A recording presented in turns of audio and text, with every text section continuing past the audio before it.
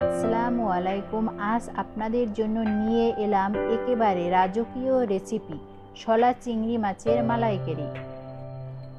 আমি প্রথমেই 500 গ্রাম চিংড়ি মাছ নিচ্ছি। চিংড়ি মাছ কেটে ধুয়ে পরিষ্কার করে নিচ্ছি। প্রথমেই আধা চামচ মরিচের গুঁড়ো, সামান্য হলুদের গুঁড়ো, লবণ দিয়ে মেখে নিচ্ছি।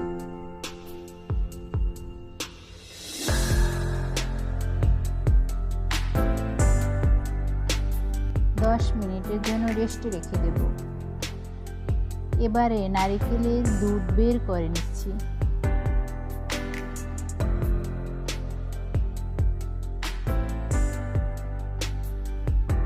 তারপরে কড়াইতে তেল গরম করে নিব।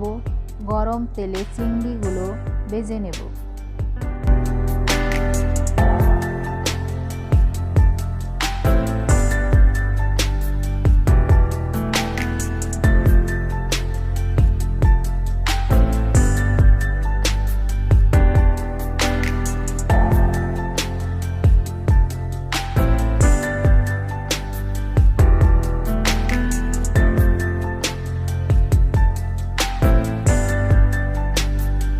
এবার কড়াইতে তেল দিচ্ছি।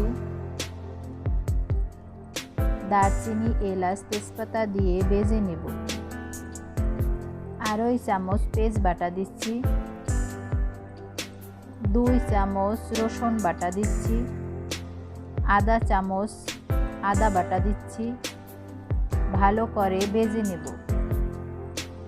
2 চামচ মরিচের গুঁড়ো দিচ্ছি। 1 চামচ হলুদের গুঁড়ো দিচ্ছি। পরিমাণ মতো লবণ, জিরার গুঁড়ো 1 চামচ, ধনিয়ার গুঁড়ো 1/2 চামচ দিয়ে ভালো করে কষিয়ে নেব। এবারে নারকেলের দুধ দিয়ে কষিয়ে নেব।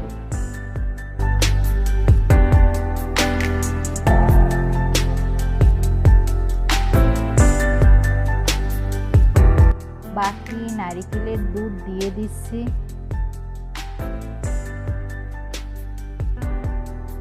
বলক আসা পর্যন্ত অপেক্ষা করব।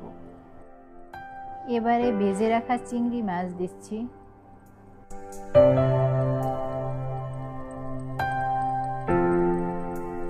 দশ মিনিট পর ফিরে এলাম।